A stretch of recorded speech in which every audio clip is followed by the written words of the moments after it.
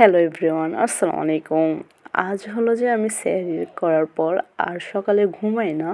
আমার একটা টার্গেট ছিল খুব ভোরে আমি আমাদের ফসলি মাঠে যাব। ওইদিকে আমাদের একটা আলু ক্ষেত আছে, ওই আলু ক্ষেতে মাঝে মাঝে আমার ভাই এবছর লাইফে ফর দ্য ফার্স্ট টাইম কিছু গাছ রোপণ করছে। আলহামদুলিল্লাহ অনেক ক্ষীরা ধরছে।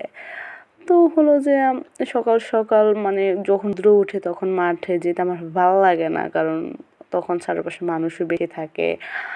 আদার্স রোজার দিনে অনেক গরম লাগে এই জন্য। তারপর আমি খুবই এনজয় করতেছি নিজের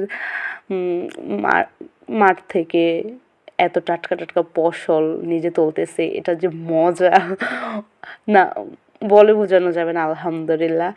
আর ট্রাস্ট মি, আমি 18 কেজি প্লাস ক্ষীরা মাঠ থেকে তুলছিলাম।